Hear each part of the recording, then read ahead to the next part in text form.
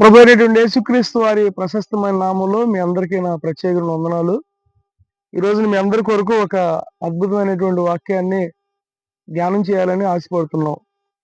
యెషయా గ్రంథం 43వ అధ్యాయంలో మొదటి వచనంలో ఒక మాట ఉంటుంది. నేను నిన్ను విమోచించి ఉన్నాను, భయపడకము, పేరు పెట్టి నిన్ను పిలిచి ఉన్నాను, నీవు నా సొత్తు. ప్రియమైనటువంటి సహోదరులారా, దేవుడు ఏం చెప్తున్నాడంటే, నీవు నా సొత్తు, నేను నిన్ను విమోచించాను, భయపడకు అని దేవుడు మనల్ని ధైర్యపరుస్తున్నాడు. ఈ రోజున మన భయము, మన ఆందోళన, మన చింత, మన వేదన సమస్తము కూడా ప్రభు అయినటువంటి యేసుక్రీస్తు వారికి తెలుసు. కాబట్టి నీ చింత యావత్తు ఆయన మీద వేయమని దేవుని వాక్యం సెలవిస్తుంది.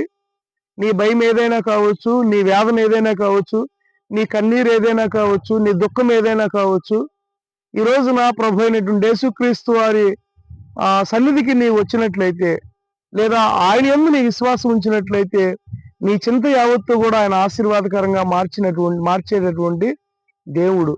అందుకని యెషయా భక్తుడు అంటున్నాడు, నేను నిన్ను విమోచించాను, అంటే నేను నిన్ను విడిపించాను. సో మనమందరం కూడా దేవుడు విడిపించబడినటువంటి బిడ్డలు. We are the redeemer people. మనము యేసుక్రీస్తు ప్రభు యొక్క రక్తము చేత మనం విడిపించబడ్డాం. సో ఇప్పుడు మనం ఎవరు అంటే ఆయన సొత్తు అని దేవుని వాక్యం సెలవిస్తుంది. మనం ఎవరు అంటే మనం ఆయన పిల్లలము, ఆయన మేపు గొర్రెలము మనం. సో ఈ రోజున నీ భయము ఏదైనా కావచ్చు, అందుకని భయపడొద్దు అని దేవుడు చెప్తున్నాడు. నువ్వు ఏ విషయంలో భయపడుతున్నావో సహోదరి సహోదరుడా, ఈ రోజున దేవుడు నీతో మాట్లాడుతున్నాడు. నీ భయాన్ని యావత్తు కూడా దేవుడు తీసివేయాలని కోరుకుంటున్నాడు. కాబట్టి నీవు భయపడేటటువంటి సమయంలో దేవుడు నిన్ను ఆదరించడానికి ఈ రోజున మనం ఒక వాక్యంతో మనం దేవుని సన్నిధానంలో ఉంటున్నాం. ప్రియమైనటువంటి దేవుని బిడ్డలారా, నీ భయమంతా కూడా దేవుని సన్నిధికి సమర్పించు, దేవుని నమ్ముకో, విశ్వసించు. నీ భయాన్ని తొలగించి దేవుడు నిన్ను విడిపించును గాక. ఆమేన్. God bless you. దేవుడు మిమ్మల్ని దీవించును గాక.